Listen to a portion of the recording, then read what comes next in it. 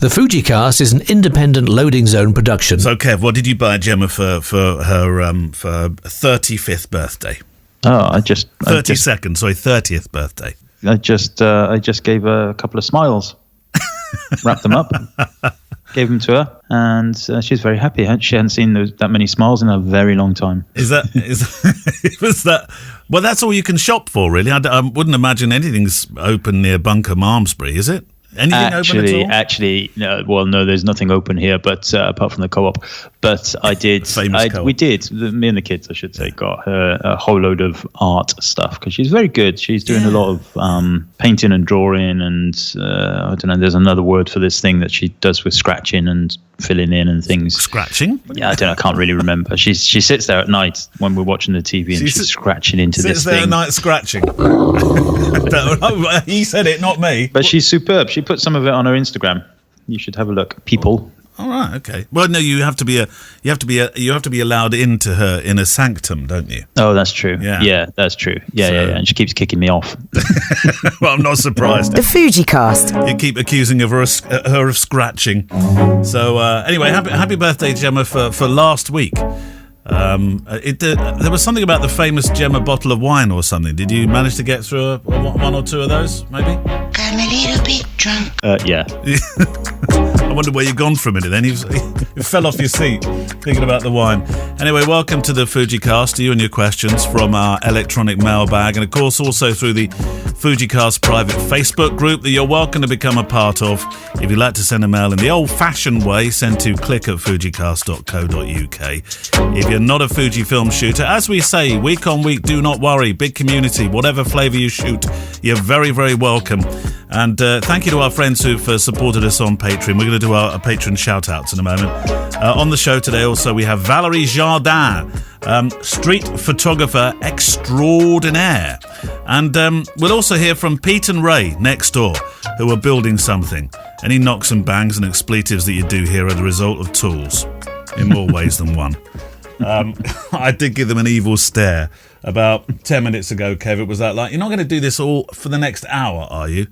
And I got that kind of like, well, just doing our thing. Look, so anyway, usually we start off by talking about stuff that we've done in the last week. Well, how many weddings have you done, Kev? Oh, hang on. Let me think. There was none. None. Yeah. What about you? Well, I that was that. No, that I have been to be fair though, I've been editing photo films, so I've kind of been involved in weddings this week. It feels like old times. Have you still got clients that you haven't delivered photo films for? Well, no. It's clients that have taken their time to tell me the ones that they don't want in the film. Okay. I always say, send me the list of the ones you don't want, and I'll steam right into it. Yeah. So it's taken. I guess people have been otherwise busy with other matters, but it's almost staying at home. Yeah, staying at home, absolutely. But that's pretty much it. I've got a couple of those to do. Then I'll be scratching around again, not with, but like Gemma, designing stuff on for the new shiny website that is coming one day. Mm-hmm. Should we do Patreon? That's actually what I've been doing. I forgot about that. I've spent a lot of time doing stuff on my websites. Oh, yeah. Right. Okay. What sort of stuff? Well, mostly on the workshop's website. So I put in this entire new scheduling system. So for the online stuff, right. Really cool. Okay. Very impressed with it. Haven't had any bookings, of course, but it's there. It looks good. Looks good. No bookings, but looks good. That's all right. Yeah. So, Patreon thank yous. We meant to do this at some stage last week, and we didn't. We did indeed, and we forgot. So we shall not forget today, because we have a whole load of very, very lovely people who have helped us out on Patreon, patreon.com/Fujicast. For the price of a cup of coffee, you can help Neil and I buy more coffee.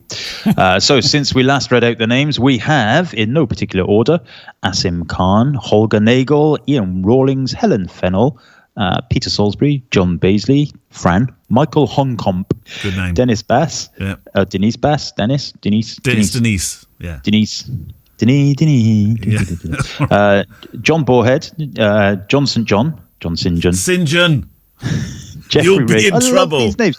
Jeffrey Regal, yeah. Peter Salisbury again. I think I might have put that in twice rather than he did it twice. This is one of my favourite names. Didi Lomond, Mats Frembold Thorsten, yeah. and then we've got Ben Searson, then we've got Gunnar Isaacson, and then we've got my friend Robin Chun, and then another great name, Richard. Listen to this one, Richard Wadekind. And we raise a glass. There we go. We do Yeah. raise a glass, or Raise a I have glass. 750 milliliters of water. That's not what you were drinking at the big party for the big party in the house with the four of you, obviously. No. Well, the reason for this is because when me and Gemma first got together, which was something like, 250 years ago, we had an agreement that when Gemma gets to her 40-something birthday, that we'll 30-ish, be healthy. Yeah. So we crossed that threshold last night. It's only taken us 27 years. So have you gone healthy now? Is that it? Healthier. But it is Friday, so maybe we'll start on Monday. Yeah, we're recording this Friday, so by the time you hear it Monday, we'll be heading toward another Friday, and Kev will say, "We'll wait until next week." Yeah. Right. Should we start with the questions? Who's going first? You go first. All right. Here's one from Bend in Oregon. Veronica Barnes. X100V or XT30 with 18mm lens? Question mark. That really could be the question, but I'll read out. That was just what she wrote at the top. I've been able to get out to the trails and landscapes to shoot during the this ever-long pandemic. While I'm not the landscape photographer I wish to be, I'm working on it. Landscape photography gives me a chance to drag my family out into nature and hike for miles and then make them wait while I'm shooting. We do a similar thing, actually. Our Jack hates it. We're not going for a walk, are we? It's going to be a photo walk. Please tell me it's not going to be a photo walk. See, we're the other way around. Our kids love it. It's usually me lying on the sofa going, oh. Well, no, Thomas likes it because he's got his camera that he had for Christmas, but Jack's like, oh, not another photo walk, boring. And what he'll do is he'll walk ahead of us. So if there's anything wildlifey going on, he'll chase it off before we get there. I like to keep my XT. He's not rotten, but he's a devil. I like to keep my XT2 in my backpack with filters on and clean, ready to go when I get that spectacular scene. So I usually carry an XT1 with a 35mm. And she's put here, no, it's not Kev's. Strapped to my backpack for the occasional snap of the family or the dogs. But I would prefer something smaller, and I missed the boat on the X70. Buying a smaller camera also gives me an excuse to give my teenager the XT1. I gave him the XE2 and he's using it for photography class. And at this point, he's probably a better photographer than I am. What do you think would be the most functional and stroke or just smaller? So X100V or XT30 with the 18mm lens. What do you think? Well, XT30 with 18mm will be a lot cheaper. That will be. A little bit more versatile in terms of lens choices, etc., etc. However, I don't think I would do that. I would probably go X100V just because I just like the simplicity of it, and I prefer that camera, of course. You know, I'm trying to divorce myself from this, the personality of the cameras. So trying to think about the question, and I still came to the same conclusion. Does the XT30, by the way, have a diopter on it? Because she talks here about eyesight, and of course, the X100V, you've got your diopter, haven't you? Most of them have got a diopter. I don't have an XT30, so I don't know. But yeah, I would have thought so. Okay, well there we go. There's your answer. Go with what? I can't see them leaving that out. Boom, boom. Okay. Kev, your question from the Facebook group. Well, we ought to do a shout out for this because we had a whole load in, didn't we? And of course, you were brilliant. You rewarded us with loads of questions and things to talk about, and it's kind of died off again a bit. Yeah, well, it's kind of my fault because on the Facebook group, for those of you that are on the Facebook group, of course, you just search for FujiCast on Facebook.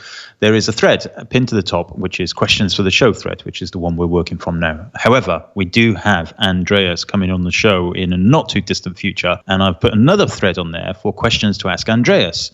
Andreas being the marketing manager of Fujifilm UK. Yeah. So that's kind of made the other one disappear a little bit. So the thread is still there. So please keep asking your questions. And I am going to point my tinkling little pinky finger randomly at the one from Robert Ham. He says, thanks for the opportunity. The podcast is hilarious.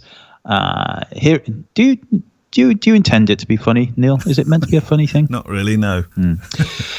Here is my question. It's getting harder as well as this pandemic goes on. It feels like we've locked the door and thinking, right, pull out every last bit of comical energy I can find.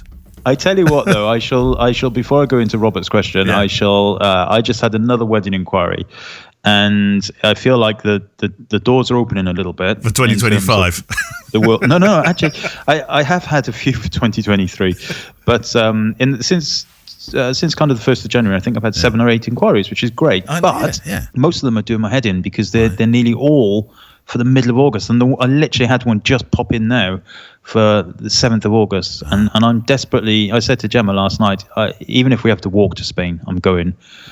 So I'm not doing the August stuff. So that one will be flinging its way across to you. Yeah, keep sending them. I'm hoping that August is going to be. I don't think we're going away. I'm doing all your weddings. Yeah, you're welcome to them. But I'm going to be really. It's a real dilemma for me because if we don't get to go away, and I've got them all. You'll be busy and in work while I'll be sat at home editing podcasts. Could you come and be my assistant? I'll take that as a no. Okay, yes. So I'm just looking at that date. Yeah, August. Okay, sorry, a little interlude there. So here's the question from Robert. He says, thanks for the opportunity. The podcast is hilarious. Here is my question. But first, some background. As a rank amateur, I take good, decent headshots for my work, which is in healthcare communications. And these are published online and in annual reports or other publications. In my personal shooting, I shoot anything that pleases me, from nature to animals to oddball street scenes, all for my own enjoyment, as my family is bored silly with it all. Regardless, in the end, I have no style. I am fairly competent and I know my way around my XT2 and X Pro 1, but there is nothing particularly unique that I do. In your opinion, is better than average competence a style?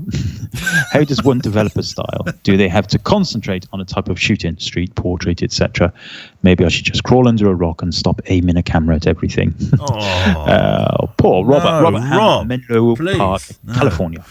Do you know, this style thing eludes me sometimes. I was talking to a photographer who is a really well-known architectural photographer in LA.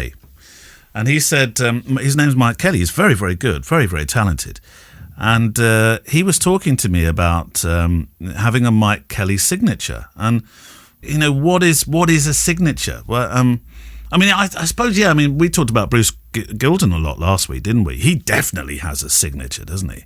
I mean, a Bruce Gilden picture, but I think a Bruce Gilden picture because of the people that are in it. It's almost like they are his character. Yeah, I agree with you.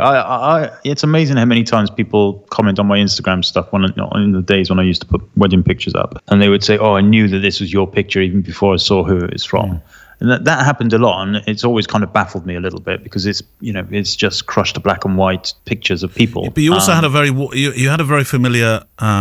You'd obviously want to believe that it's because you have a technique and style, but equally, I think you had a very very Mullins warm tone to your pictures. It was your signature. That was your signature look, though.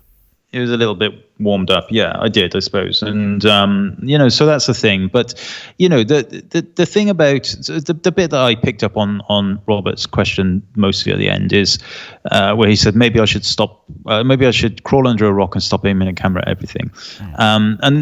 Ultimately, the only person, if you're not doing this professionally, the only person that you have to please is yourself. So point your camera at whatever you like.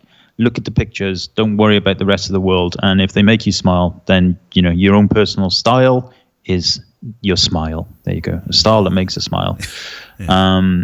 But, better than average competence is a style. No, it's not a style. But, how you enjoy it, how it manifests itself in what you do with the pictures.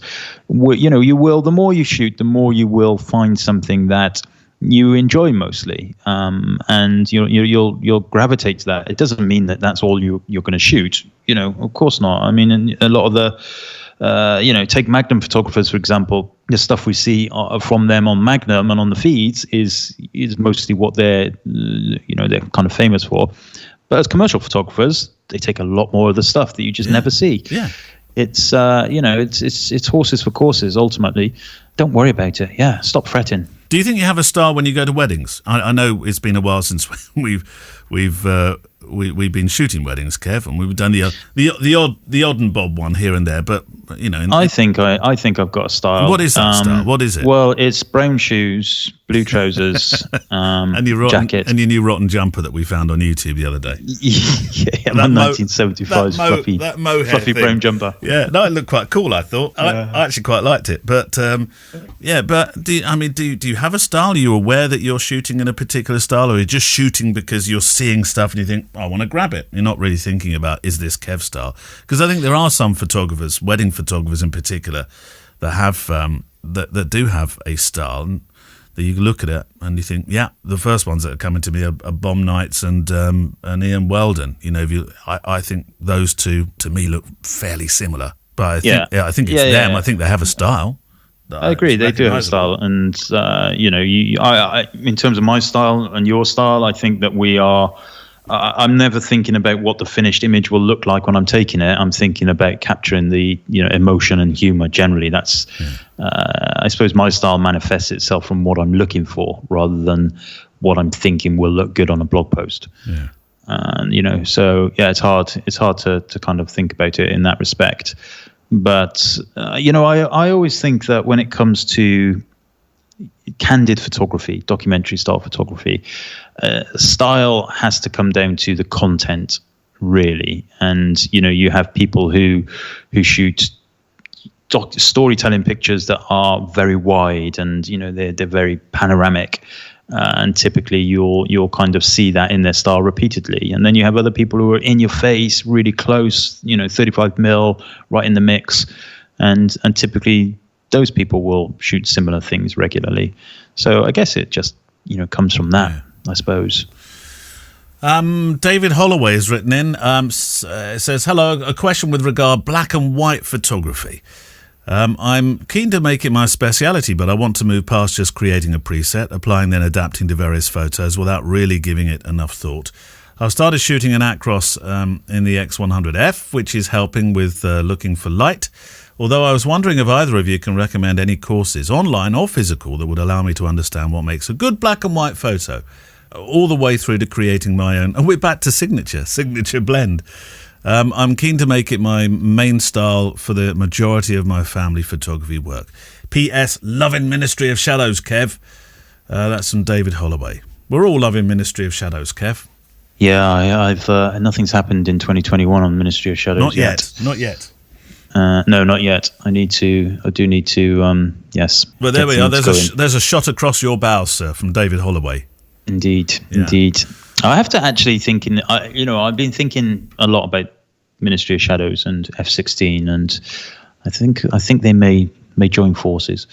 Anyway, really? That aside, whoa. Black and white. So back in the day, is that an announcement there, Kev? Not really. Oh.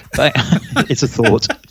It's a thought that came in through my left ear and rapidly went out my right ear. Did it? All right. Yeah. Back in the day, black and white stuff, there was a guy, I think his name was David Nightingale. He was a Fujifilm X photographer for a very short period of time. Right. And I'm sure he had a website. I think it was called Chromasa or something like that. I'm sure if you type in David Nightingale, you'll find it. And he used to do lots of online, especially black and white editing stuff. Now, this was, when I was looking at it, it was 10 years ago, so it may have changed a little bit. But yeah, there's something to look out for. Otherwise, yeah, I mean, of course, you can just, I would stay away from those when you search Google for black and white workshops or black and white, processing workshops. Yeah. Stay away from those ones that, and it seems to be endemic at the moment. Online workshops that retail at $399, but for today only at $9 randomly. Yeah. Because they just seem to be just repetitive and just you take you on board for and kind of fleece you a bit more. So look for something that I would suggest looking for something where you can have an interaction with the tutor somehow. Whether that's through Q&A or whether it's whatever, because obviously now these days it's going to be online. YouTube, of course, going to be loads of stuff on there. Udemy, all of those places are going to be good places to get stuff. And if you're anything like me, when it comes to black and white, I specifically try and keep it as simple as possible. I mean, it's quite an in-depth process in getting the look that I want, but then it's all kind of done. I'm not changing it. I'm not having pictures that look different. They all have the same structure and the same density. So that's what I would, don't kind of go down the route of looking at a workshop that gives you a very contrasty black and white and then think, actually, I'll do that once, and then I want to go down the route of doing some sepias, and then I want to go down the route of doing some grey washed out black and white. So you think about what you want first and look at the type of things that the course is delivering and ensure that it's the style. It's that word again, style that you want. Yeah, I'd agree. You should always, if I'm doing mentoring, I really want to spend time, and it can be across Zoom quite easily these days, of course, with the person who's mentoring me, rather than being part of a larger course. I quite like that idea of being able to sort of just inquire with somebody about how they made that, what they did, what they were thinking when they were making it. I think that's one of the nicest things you can. One of the greatest ways you can learn is looking at individual pictures and trying to work out what they were feeling at the time when they were making it. Yeah, absolutely. I mean, if you can do one-to-one with people on Zoom these days, and it's somebody you admire their work, then. And you can afford it and do it. Yeah. I think we've got time for another one from the Facebook group there. Okay, so I've got one from Daniel Johnson. Mm-hmm. Question for both hosts. Natural light versus flash photography, pros and cons. I myself, living in Sweden with 20 hours of light in the summer and 20 hours of darkness in the winter, has made it necessary for me to dabble in both. Yeah. There we go. What about using more constant light sources? I mean, I last time we were in Norway, which was last year, and the light would fail fairly early in the afternoon for when we were there. I took my Lumimuse with me, and I used that an awful lot, as opposed to using flash. I mean, it obviously depends how much you want to illuminate the area. If you're trying to illuminate a large area, then a little Lumimuse is not going to do anything for you, is it? But yeah, you could try a constant light source. It doesn't have to be flash. No, absolutely. I did a wedding in northern Norway, right up in the Arctic Circle, but it was in July, so it was 24-hour daylight. Right, okay, different then. So I didn't need to worry about lights. But yeah, natural light versus flash photography. I personally prefer natural light, but then we live in a part of the world where it's a little bit better for that. Flash photography is not something that really interests me too much, unless it's kind of studio stuff or anything. And even then, when I'm doing any stuff in the studio, when I have done it, I should say, I use my Aperture video light. You're using the Aperture, aren't you? Well, funnily enough, I've dusted off the Elinchroms, the little 600 units that I've got, and I've been testing those out and using those. I'm quite enjoying using the studio flash again, and sometimes snooting it and putting a grid on there. And one thing I've got quite a low ceiling, as you know, in this studio. So the corner studio that I've set up, I was throwing a whole load of light in the air and bouncing off this huge white sort of expanse really above me, which is a ceiling, and using that as the key light, and then popping just a little bit from a snoot or a grid in from one of the sides, and that's been creating some I think some interesting effects actually. But I have literally no idea what you're talking about. None. It's usually the other way around. Did you say something about snot? Oh, a snoot. You know what a snoot is? Heaven's sake. Or do you not? No. That's one of those things you hang over the front, isn't it? Yeah, but you're funneling the light through it. You're sort of, and then, I mean, you're not focusing because it's not a focus light as such, but it's cutting down the stream of light that you're throwing, and especially if you put a mini grid on the. Do you know what a mini grid is? Should we move on? Yeah, it's a smaller version of the grid. Yeah, that's it. Not the grid you plug yourself into. Yeah, not that one. But I mean, you can have fun with stuff like that, because you can actually throw some interesting odds and bobs on the front of your speed lights. It doesn't have to be a great big studio flash unit, but you've been getting some great stuff out of using that constant light source, haven't you? Well, I've only tried it a couple of times, and yeah, I did like it. I like the results, I have to say. Yeah. Although it's because it's not massively powerful, you do end up still needing to use quite relatively high ISO. Do you? Or get that light root too close, and then you have to end up cropping it out and losing a bit of the image. So they do a more powerful version of the aperture. Yeah. So I think when once the world starts spinning a bit more, and I'm thinking about doing a bit more of that stuff, then I might get the newer aperture that's brighter. Because I think for me that I just like the idea of being able to see it all in real time. Because I'm a lazy. No, there's nothing to do with being lazy. There's plenty of people that like using constant light sources. That photographer I spoke to on the other podcast that there is, the Photography Daily. The Photography Daily, yeah. Björn Kommerell, who's an LA photographer who shoots showbiz and stuff like that, and he uses constant light source as much as he possibly can. In fact, he made his own. So getting sort of daylight balanced light strips and putting him into his own units, and so he sort of fashions his own stuff and does really well with it as well. But you don't have to spend a fortune on it. There's somebody that built one of these units you find a lot in film work. He'd built the whole thing for about $30 including tubes. So it can from Home Depot, as they say. So it can be done. Tell me about Valerie Jardin. Is she a friend of yours? Yeah, I met Valerie a few times. She is a Fujifilm ex-photographer based in the cold depths of America, but actually very French, as you'll find out. Lovely, yeah, really nice, and a very, very well-respected Fujifilm photographer. How is the pandemic hitting you? You're in Minnesota, right? Am I right? Yes, Minneapolis. So, it hit everyone hard, but self-employed people in particular, I think, especially artists who make a living traveling. So, yeah, it hit hard. I had to cancel a full year of workshops, and I miss it. I mean, that's my oxygen, and so I'm okay. I mean, I've been writing a lot. I'm teaching online. I'm presenting online, but it's just not the same. I just can't wait to get back and teach on the streets of the world. And I've been traveling a little bit just for me because my other home is in France, and being a French citizen, I don't have travel restrictions like the U.S. citizens do. But it's just not the same. I haven't even felt like going into Paris, to be honest.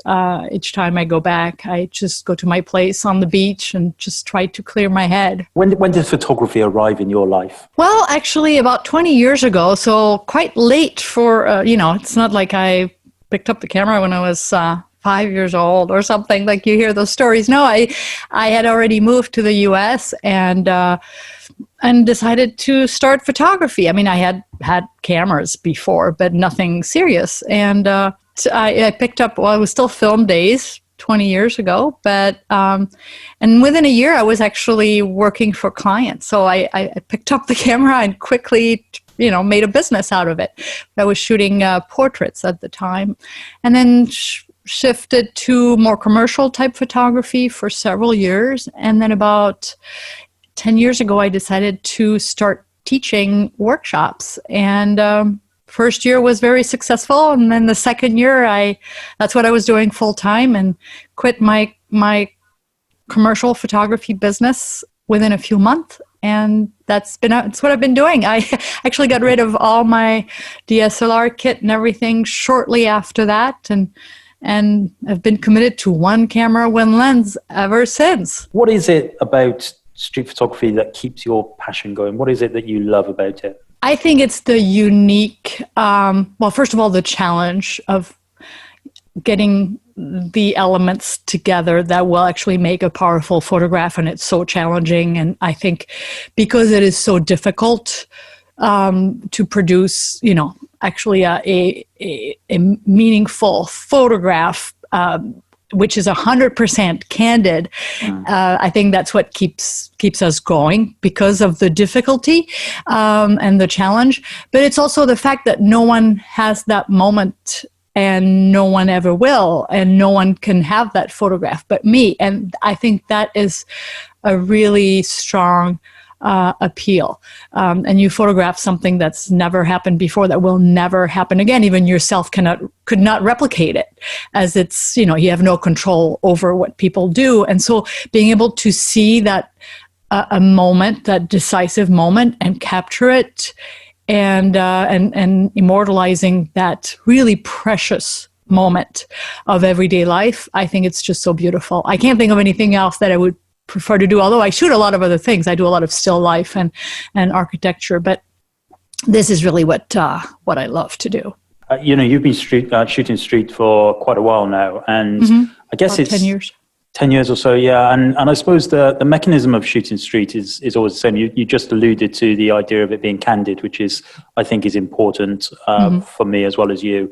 And, for some people who kind of shoot street, but it's not candid, then in my mind that becomes editorial. And that's fine as well, as long as it's explained. Fine. Yeah. I mean, I find that they're missing on the joy. First of all, it takes the merit out of the equation. And yes, then you become a director if it's not candid. And I don't see the point of it, because then it's too easy in my book. I mean, if you ask someone, for example, oh, could you do this again? Or could you kiss again? I just missed the moment. It's like, no, don't do that. It's taking the joy out of capturing that true, unique and candid moment, which I think is the reason why we walk mile after mile, day after day, on the streets with our camera. Do you think street photography is more difficult now? I'm talking more about the ethics. So, for example, you visit Paris quite a lot, and taking pictures in European cities is much more difficult these days. Candid pictures. Has that changed for you? Do you see that, or is that something that just doesn't bother you really? No, actually, I don't see any difference, because I'm so respectful, and I really truly photograph beautiful moments. I've never photographed anyone in a crisis or in a vulnerable situation or in a ridicule situation, and even recently. I mean, I'm so happy when people either see a photograph that they know the person, and just right after Christmas, I received an email from a gentleman in Paris who said, I saw this photograph of my father at the Luxembourg Garden. There is the pond, which has been, people bring their little wooden boats, or they can't rent them there in the summer, and then they push the little wooden boats, and his dad actually makes them, and every Sunday morning, along with other big kids, who are retired, he joins the club, and then they bring their little boats. And I photographed that, a really beautiful, candid moment, and that photograph was published. And his son saw it and said, I've never seen a picture of my dad like this. I've never even had a good picture of my dad. And he asked if he could have a copy. And I was so happy to send him a copy and a note for his dad. And that just made my day. And he said it's just such a special moment that will stay with them. And I wish I could find everyone that I have photographed over the years and give them the photograph, because they are just they're beautiful, emotional moments. They're not, no one can look at my picture and say, oh, I'd hate it if it was me on that picture, for example, because it is just everyday life. And I think if you do it that way and respectfully, and that's really part of my teachings, because there are a lot of people who are really pushing and giving street photography a bad rep. And I think that's a shame. That's why it's becoming more and more difficult for some people. Not difficult so much, but intimidating. And even if people don't want to photograph people that are recognizable, there are so many other ways to photograph street photography without revealing the identity of a subject. So no matter what, I never change my approach, whether I'm in Australia or in the US, in Italy or in Paris. I have the same approach, and respect is my number one priority. If I feel like if it was me on the picture and I wouldn't want to post it, and then I would not post it. I would probably not take it, but even if I take, and I after the fact, then I don't think so, and then I will never share it. Yeah, that's my message also to the people I speak to. Only take pictures of things that you'd be happy being in that photograph. Yeah, and then also, then people, I mean, even in countries that are very strict, people would still have to prove that you damage them in some way with that picture. So I think that would be pretty difficult to find a photograph where, you know, the person would feel that their reputation has been damaged because of that photograph. So yeah, I agree. And you know, when I look through your website and your portfolio stuff, it is beautiful stuff. It is absolutely beautiful, and there's none of that kind of Bruce Gilden type street photography, if you like. You know, the kind of flash in your face and run away. Oh, and I would not. I mean, you know, if somebody did that to me, I would probably punch them. So you really have to treat people the way you want to be treated, and I just can't. It makes me cringe when I see photographers even get confrontational because they're in their rights. You're in a public place. You know, in the U.S., you can photograph anywhere in a public place, and people can't say anything. But even then, if somebody feels uncomfortable about being photographed, and I'm in my rights, I'm still going to, say, oh, you know, no problem. I'm not going to push it just because I'm in my rights. I think everyone has the right to their privacy and say, no, I don't want to be photographed. And that's totally fine. No, whether it's a law or not, that takes precedence. Are you managing to shoot every day, or is it something that's a challenge right now? I'm still shooting every day, and it's hard because I live in a cold state. So usually in the winter, I usually travel every month somewhere to teach. So I try to get away as often as possible from the cold. But right now, I'm working on a project called On Ice because we're in a state of over 10,000 lakes. So I walk out the door, I'm never more than half a mile from a lake. So, and the lakes are frozen, and it's amazing the activity on the frozen lakes. I mean, to give you an example, I started the project just at Christmas time. So it's been three weeks now that we're recording this in January. And, I photographed a dance party on the lake with a DJ. I photographed people building a giant Jenga game on a lake, people ice swimming, people, of course, ice fishing, skating, you know, those are the common things, dog sleds, pulling kids on the lake. So all things that people do on ice, and I'm having a blast. I can't think of many other places where I'd rather be right now, because it's like this summer when I was mostly photographing on the beach where people were more normal, you know, but the only place where you didn't have to wear a mask in France was on the beach, because on the boardwalk you had to wear a mask, but on the beach, you know, kids were happy and yet smiles, and it felt so much more normal. That was my happy place because I needed that normalcy. And I feel like on the lakes, although a lot of people even wear masks on the lakes, but you know, you'll catch the fisherman who is just sitting on an upside down bucket with in front of the hole in the ice and fishing, and then you have a conversation, and it's been really great, and that's been my lifesaver. And I also do a project on just objects in window light. And those two projects are keeping me sane because at least I shoot every day, whether it's on my window, you know, or outside during my daily walks. And I can't imagine not having that right now. If I didn't have photography, I would be going mad. I noticed something on your website called the DSFN initiative. Oh, do something for nothing with do something Joshua for nothing. Coombs. That was wonderful. I was looking through those pictures. Like, what's the background to that? Oh, okay. So Josh, who is from the UK, and he started about 5 or 6 years ago. He's a professional hairstylist, but he started offering his services to the homeless community, and within a few months after starting doing that, he wanted to carry the project in Paris. And then, so he Googled Paris street, and then my name popped up, and he really liked my work. So he said, I'm going to be in Paris for 2-3 days carrying my, with my kit, and I'm going to offer my services to the homeless community. Could we meet? Could you take a few pictures? And I wasn't in Paris at the time. He thought I lived there full time. And so I put him in contact with another photographer in Paris then. And then I said, but let's keep in touch because I love what you do and I would really like to document it. And about a year later or so, we met in New York, and we spent 3-4 days on the streets together, and I documented his work with the homeless community and gathered stories. And I was 100% in the project. I wasn't just a photographer. I mean, I was also, helping out and really interacting with people, listening to their stories, hugging. And it was such an emotional, it was a life-changing project. A few months later, we did the project in Paris together. And then he came to Minneapolis that following summer for a big exhibit that we had of the New York, Paris.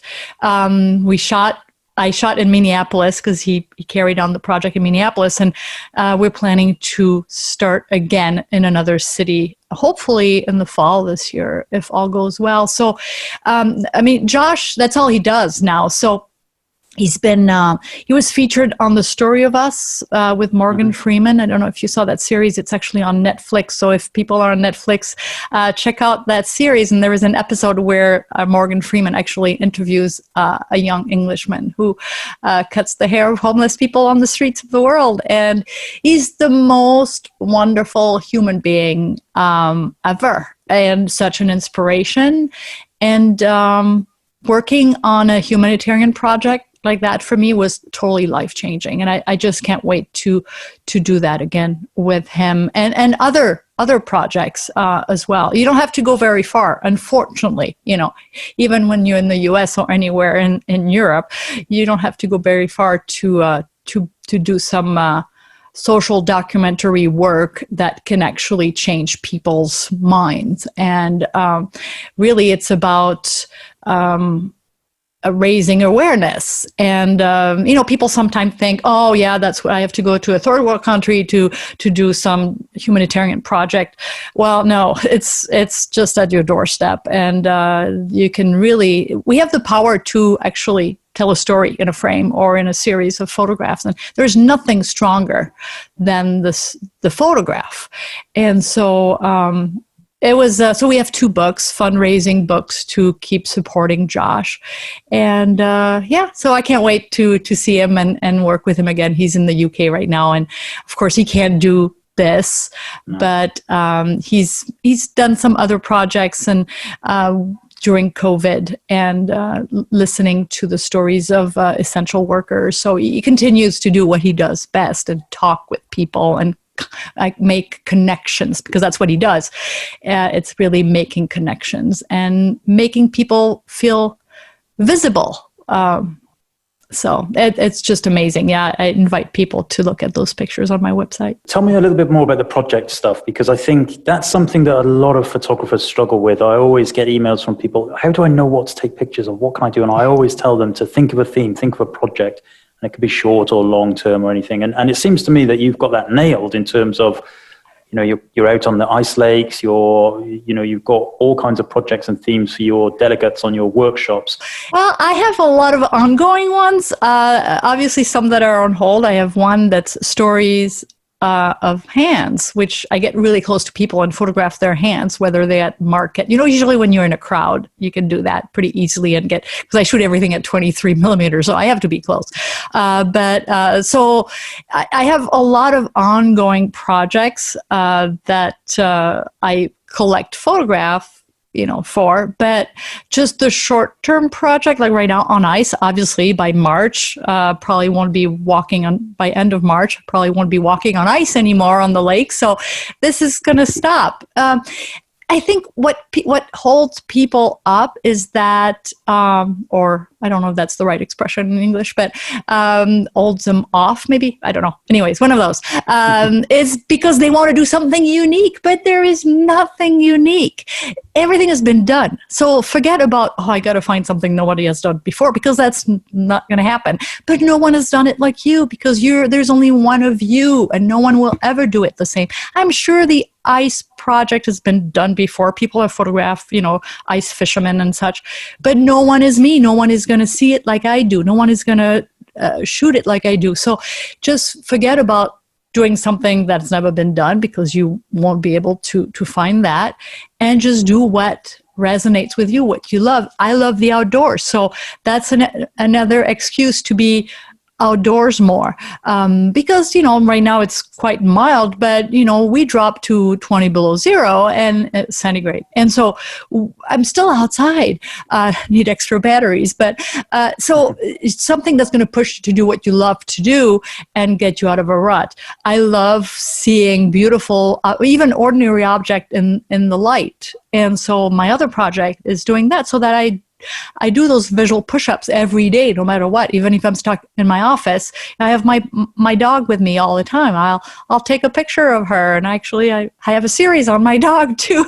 So it's just finding, having different series, collect them, and I think also just posting on social media may not be enough. I think if you find a home for your series, whether it's a blog or a simple website, at least have a gallery for each one of your series, and then you collect, and then the gallery grows, and then you'll curate. It's like, okay, well, that picture wasn't that great. Now that I have several of the same series, I can start removing some of the ones that are not so good, and then you have some strong photograph, and then you start putting them in a meaningful order. And you learn a lot. So no matter what, even if you don't share those photographs, just shoot. I've heard a lot of photographers who haven't even touched their camera throughout this whole pandemic. And I'm like, how do they do it? Because it really is therapy. I can't even imagine not shooting. Even if I didn't share those pictures, I don't care, but I do it for me, really. It's something you have to do for you. Don't try to please a crowd. Don't try to please your audience. Just do it for you. That's another thing that probably stops a lot of people, because they feel like they have to please their social media audience. No, you shouldn't care about that. You should only care about what makes you happy. So to that end, when it does come down to kind of keepers, if you like, or portfolio-worthy pictures, what happens? Does your heart miss a beat when you get something? You think, oh man, that's good. I know that's going to be a good one for my website, or I really love that.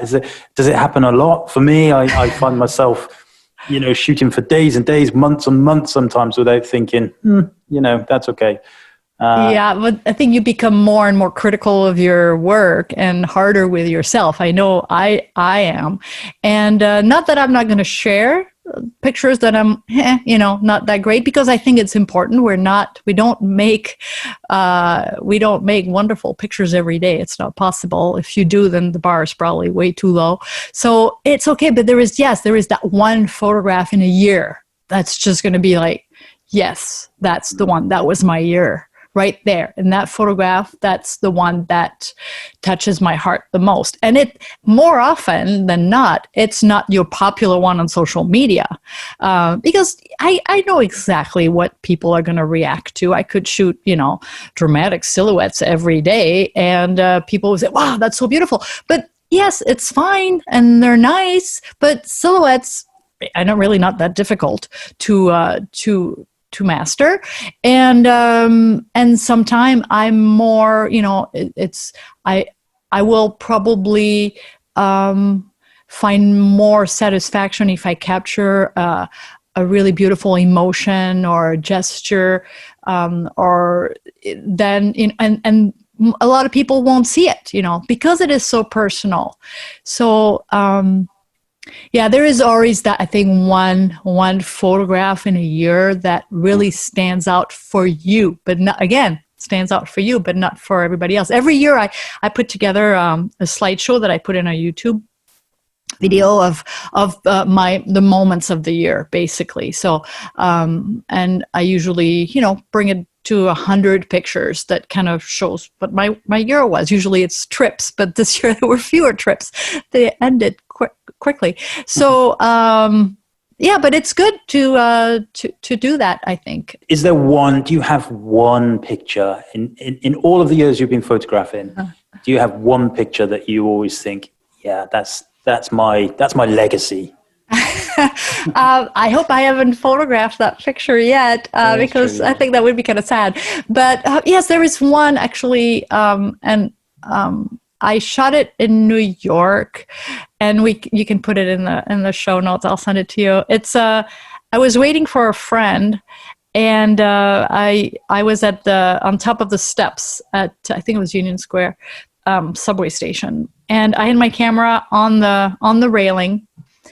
And I was watching people coming and going, and you know how it is, New York. You never wait for more than 5 seconds to have somebody that just blows your mind coming out of anywhere, because people are just so. It's a street photographer's favorite playground. People are so colorful and crazy and wild, and I love it. So, and then I was just about ready to leave because it was time to meet my friend when a woman was going down the steps and a young man was coming up, and they saw each other and they embraced. And I captured that moment. I was so blown away by being able to witness that beautiful moment that I almost, I was like, I grabbed the picture, but then I thought, oh my gosh, I hope I got it. I hope I got it. And yes, and I got it. And when I see it, I was like, yes,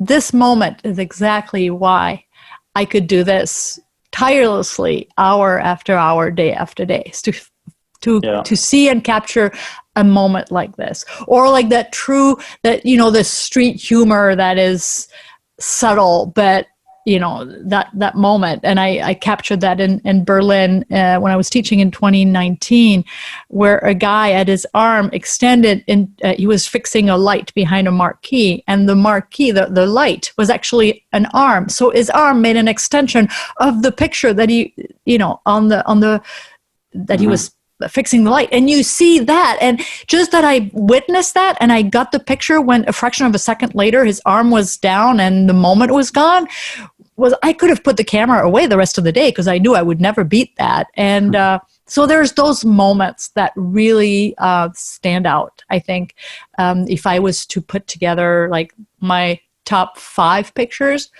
they probably wouldn't be the pictures that people find wow, but I know that I find they mean the most to me because I know how difficult those shots are to see and capture in that fraction of a second. So I think that it's more it's the emotional metadata that's attached to the photographs versus, anything technical you could think of. It would be churlish of me not to ask, what's your favorite city to shoot in? You mentioned New York.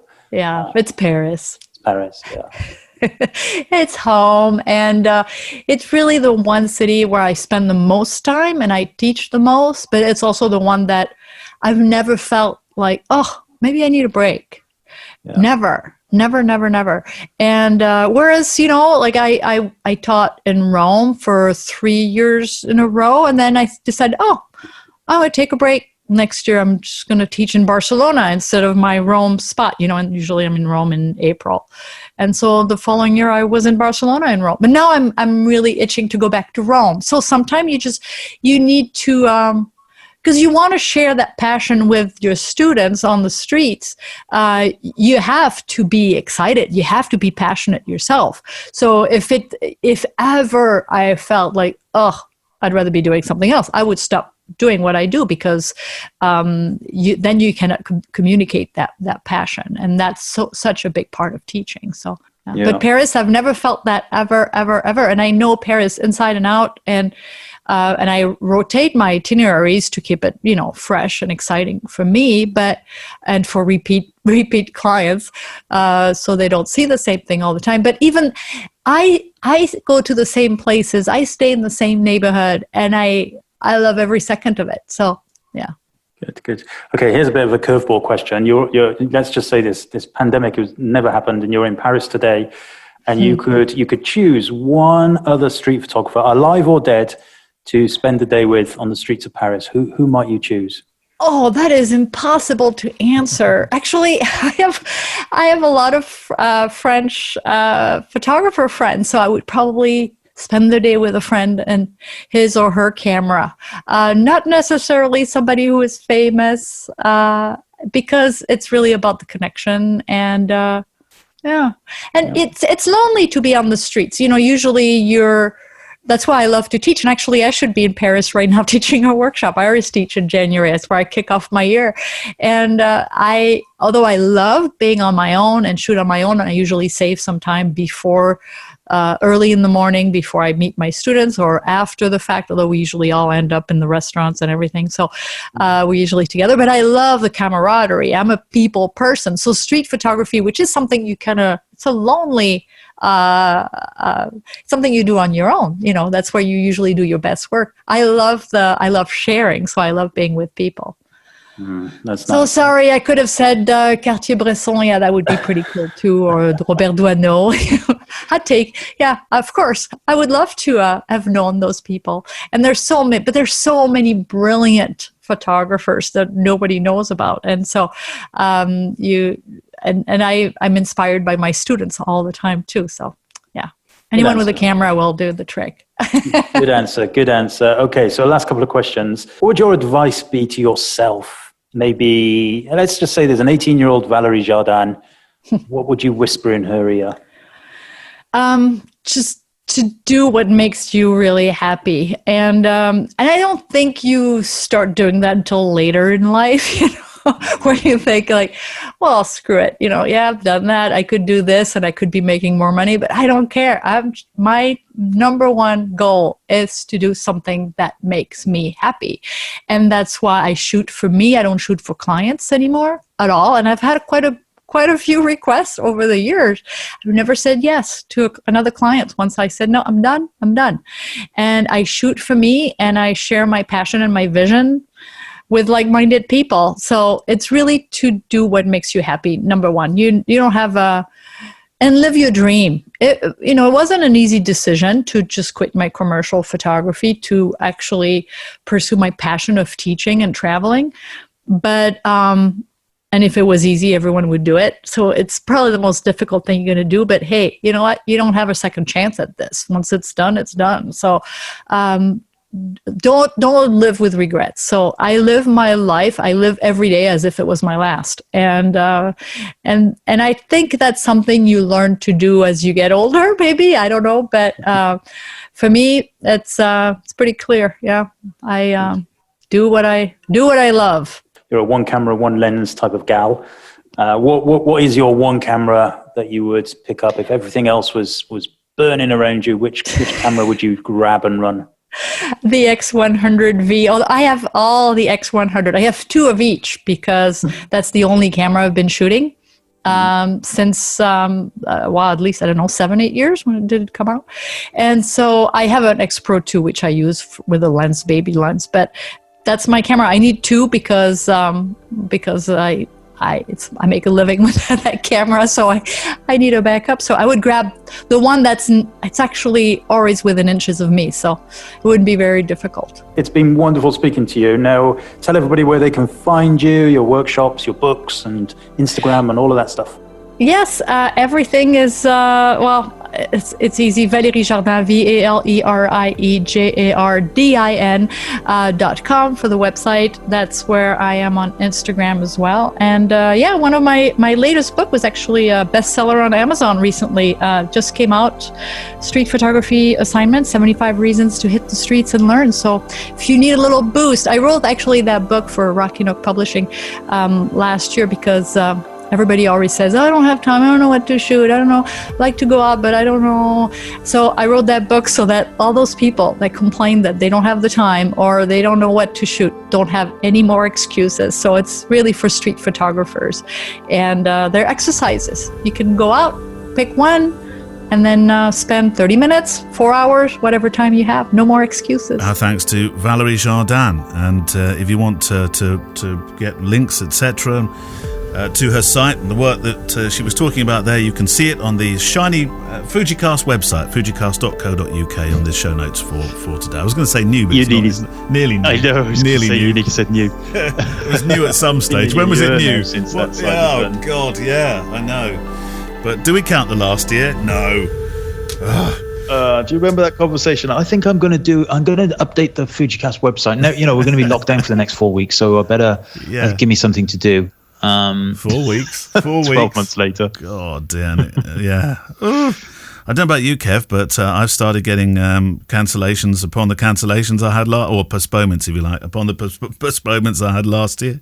I've got people now on their third and fourth postponement looking at 2022. Yeah. And I've had all of that, absolutely. I had one the other day, bless them. They were originally booked for May last year, then they shifted to September last year, then they went to November 2021. Okay, so this is like still in the future now. And then about 2 or 3 months ago, they changed their November 2021 to February this year. And said, we know we're only going to be able to have 15 people, but we're so desperate to get married and crack on with having a family and all that kind of stuff. Yeah. So they changed all those plans, went to February 2021. And then, of course, that went, and she just sent me an email, and she was like, you know what? F*** this shit. We're just going to have a family. Are you going to the f*** this shit wedding? So that wedding's not going to happen. And I feel so sorry for them. Oh, yeah, absolutely. I feel sorry for my bank balance as well, but I feel very sorry for them. It's horrible. I'm genuinely now concerned for some of the venues. I really am. Yeah. Some of them have gone. Some of them have gone bust. I know. There's two venues that I was booked at that I've now got postponements to do their next wedding that are going nowhere near the last venue that they had because it's gone pop. And that's such a shame. Such a shame. They've sort of moved the wedding to another part of the country altogether so that they're not reminded of where they were. I mean, somebody said to me, I had a conversation with somebody saying, why would a wedding venue go bust? Because if it's, if it's not earning money, fair enough, but it's just empty at that point. No, they feel like, it's not, you don't have to pay the staff. You do, basically. It made a lot of sense. Well, some of them are furloughed, of course. And furlough doesn't cost you nothing. No. But what I mean is, yes, of course, but in a lot of cases, a lot of these venues, the staff are paid on contract basis. So you turn up, your caterers turn up, they get paid for their day's work or whatever. And in a lot of cases, you've got a handful of office staff and like wedding planner and things like that. But for the big, the big kind of country house estates, obviously those things need maintenance and need to be kept up together and everything. But I do think that it has been the saving grace for a lot of venues in that, it's not, yes, they need the income, but it's not like they have to constantly keep it running day in, day out. There's the running costs for a lot of these places are, compared to the size of them, relatively small because it's not like a shop, for example, where they need Monday to Friday business. So I'm hoping that a lot of them will be able to fight through it. Absolutely. But of course, some of them will go. Some of them already have gone. Yeah, I feel for them. Really do. Questions. Peter Foot. Now, Peter wrote this email a little while back while Rutland were in Tier 2. Do you remember Tier 2, Kev? That's practically being allowed to kiss. Well, not quite, actually, no. Never. None of the tiers were that. There's another word I've grown not to like very much, but it is within Patreon, so you kind of still have to use it. The tier system. Hi, Kev. Hi, Neil. Question for the podcast. I have a Fuji X Pro 2, which I absolutely love, which came with a standard lens. Never used it, he says in brackets, for which I also purchased a 56mm 1.2, my favourite lens ever. Yeah, get you on that one. And a 16mm 1.4. I've used that literally a handful of times. It just doesn't suit my style of photography. Can't explain why. So I'm planning to buy a 23mm, which I will be using predominantly for street photography and photographing the grandchildren. Which lens do you recommend that I purchase? The bulky 1.4 or the weather-sealed, much cheaper alternative? Or should I think about purchasing a completely different lens from a different manufacturer? Not sure about the compatibility with the last suggestion. Anyway, from Peter in Tier 2, who must now be... obviously, we're all in the same sort of thing, aren't we now? We're all in it together. Yep. All in it together. All in it together. Yeah. Well, 23, the 23 1.4 is a lens I personally would always recommend. I think it's a wonderful lens. Yes. It is. Literally, we have this question quite often, don't we? And it's really the only reason that I would recommend you have the 1.4 over the f2 version is if you need that extra stop of light.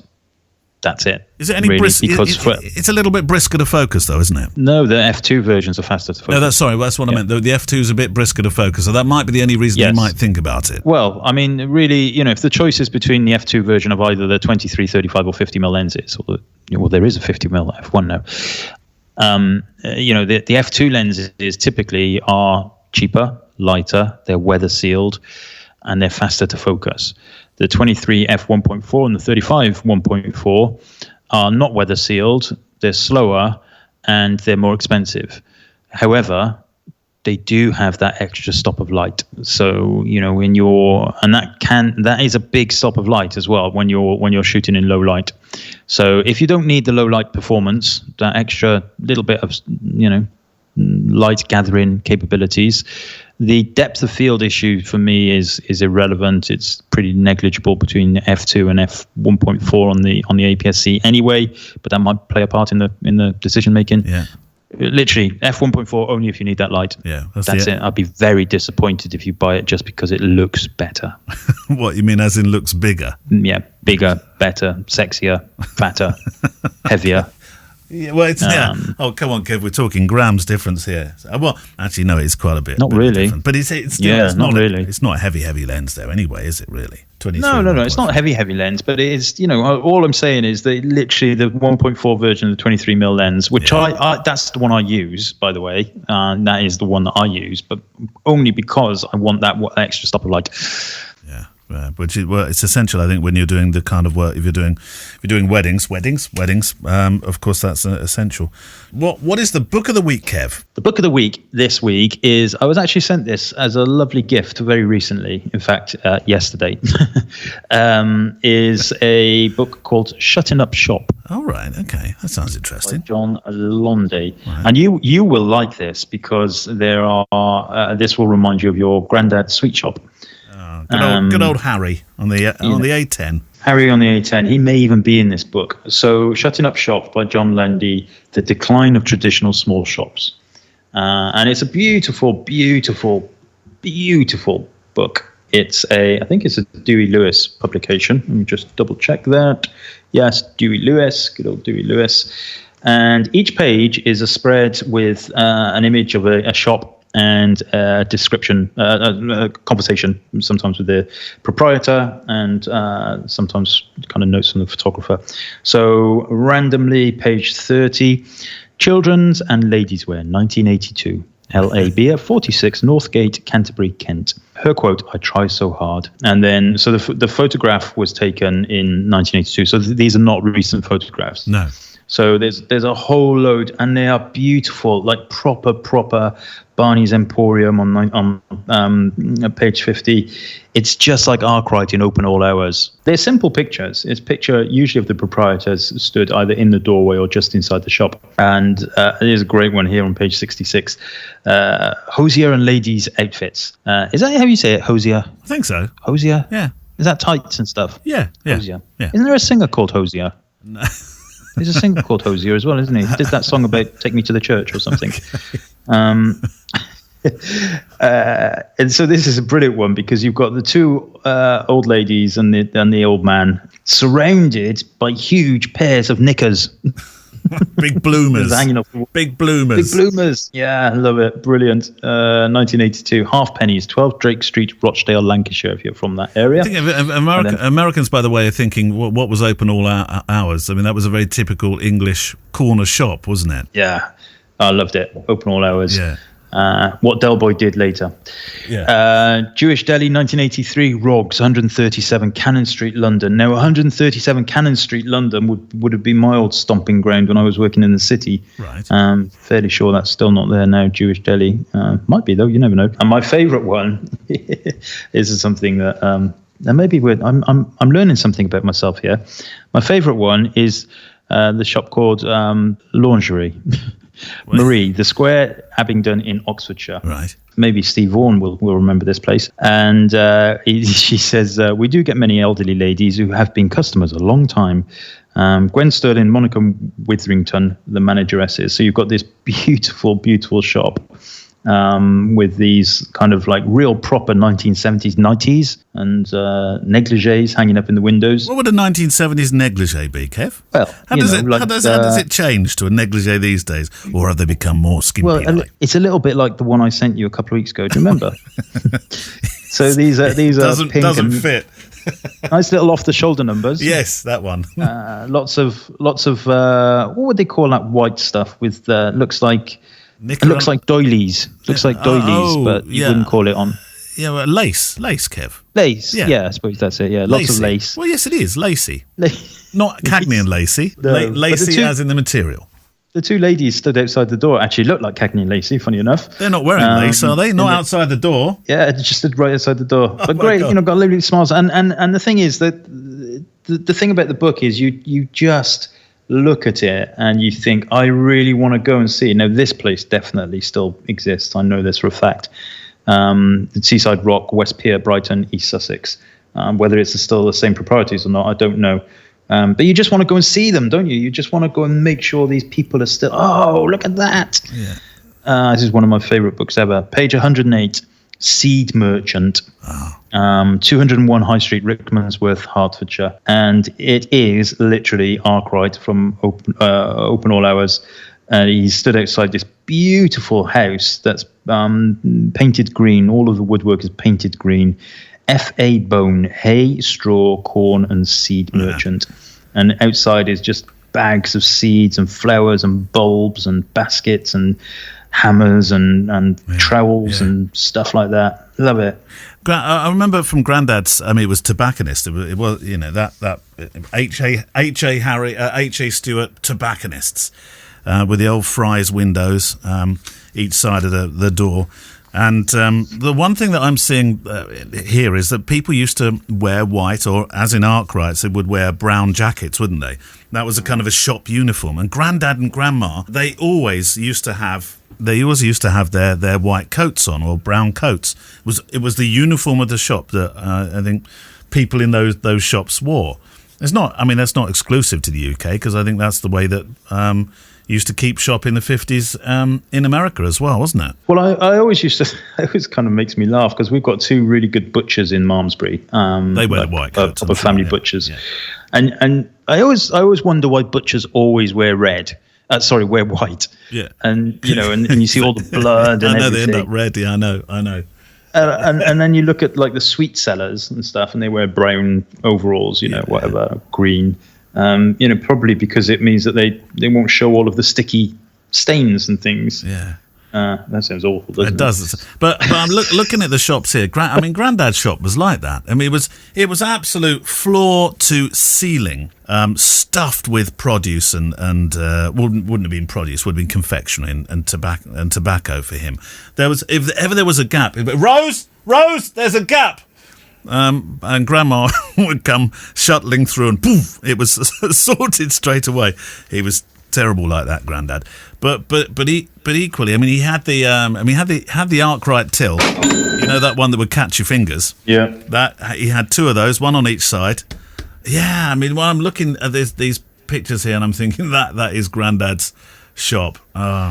There's one here, Milner Street, Knightsbridge, London.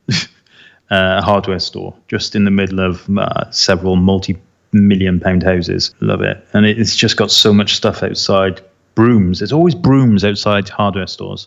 Hundreds of brooms, baskets, buckets, tins, forks, bins. You're always going to need a new silver bin, aren't you? But that kind of very traditional shop is coming back to an extent, Kev. If you go to I mean, they're almost like theme-like, aren't they? We've got one in Malmesbury, actually. We've got one. I think it's been around for a long time, but it's not as. I love the colours of this and everything. But I just noticed, interestingly, with the pictures, they all have a very hard vignette on them, and I don't know whether there's notes in the book to explain that. But yeah, there must be a reason for some of that. But every single picture has a hard vignette. Yeah. Okay. Maybe that was applied post when it was going into the book, when it was being published, perhaps. Perhaps, or maybe it was the lens choice. I don't know.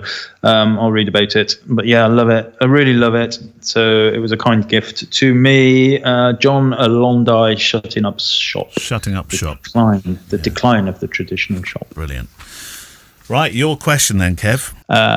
Okay, so this one is from Alan Brinkley. Question regarding the X100 series cameras. Of the older lineup, out of the X100, X100S, and X100T, what would be your choice if you were to buy it now as an everyday camera? And what draws you to it? Cheers. All the best for 2021. Thank you, Alan. I mean, I'd always go for the latest one, the V. I mean, I haven't got the V because I can't afford the V at the moment. But I... Well, you didn't listen to the question. Didn't I? Oh, that was always my problem at school. Of the older lineup, of the X100, X100S, or X100T. Oh, go to the back of the class, James. That was always my problem. No wonder I got such awful exam results.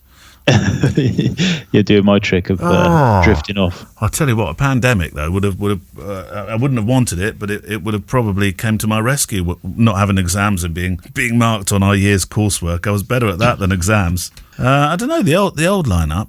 I certainly wouldn't. Which ones did you actually have? Okay, I've had the X100, the original one. Yeah. Had the S. Did I have the T? I think I had the T for a very, very short amount of time.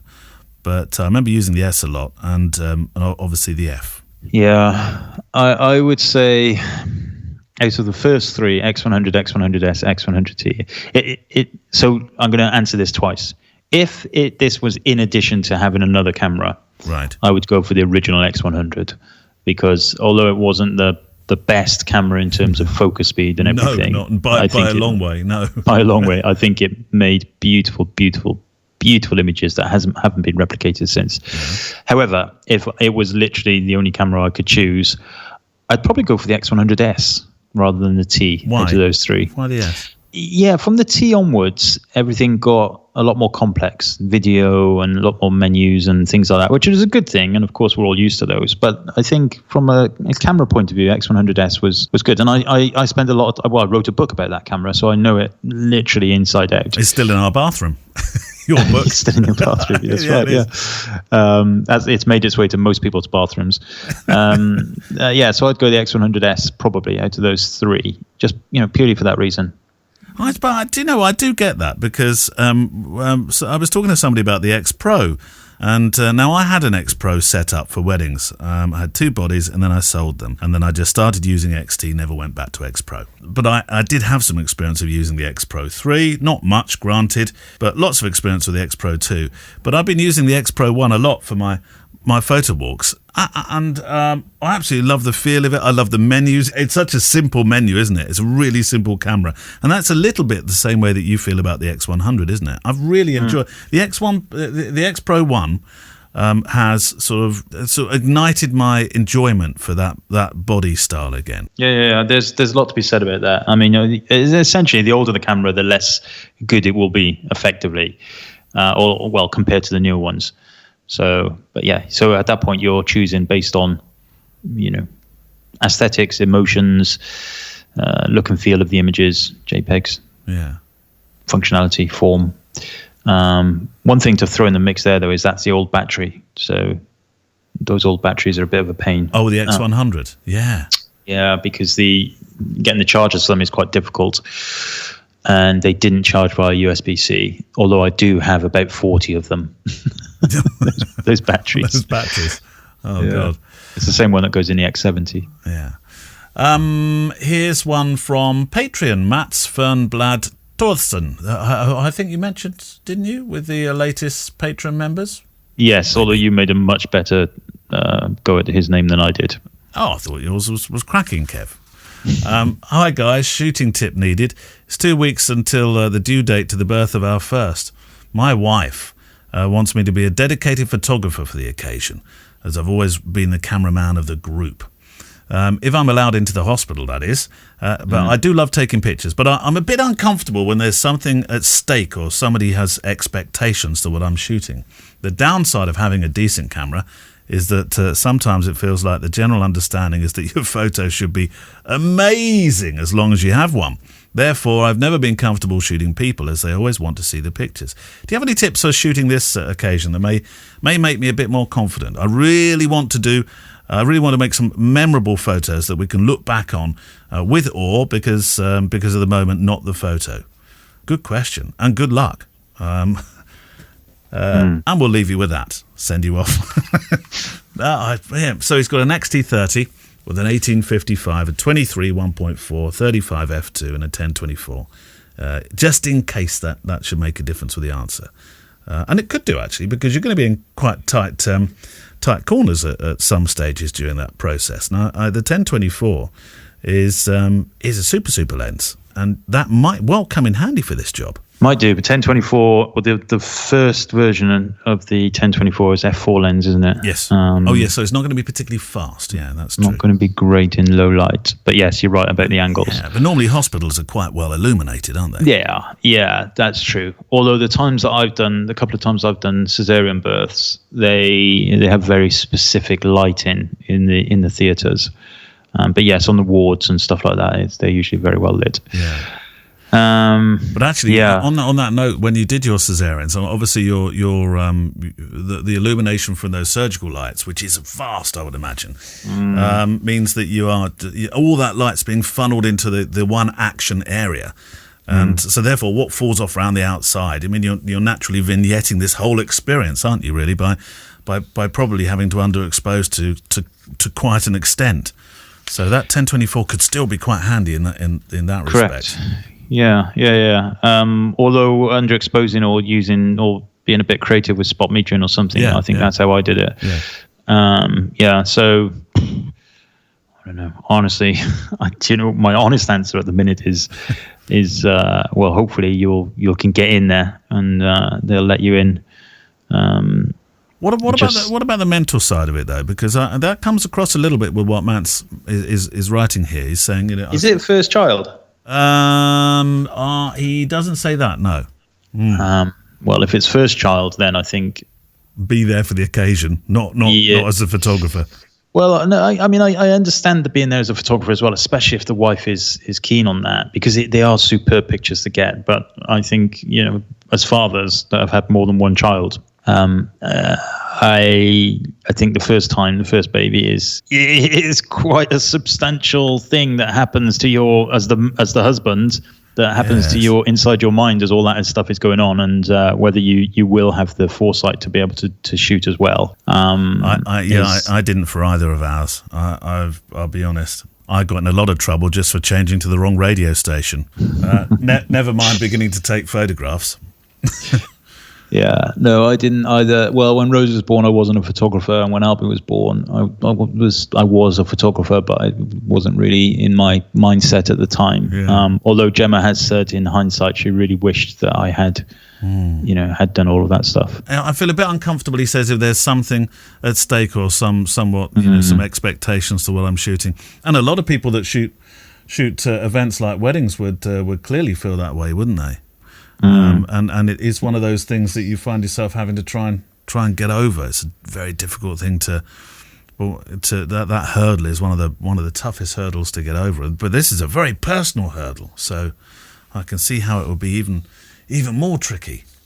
Yeah. I think you're going to have to play it by ear basically, and just don't put too much pressure on yourself. But if he does go and shoot it, what would you suggest on that lens lineup? Because he doesn't want to be changing lenses all day.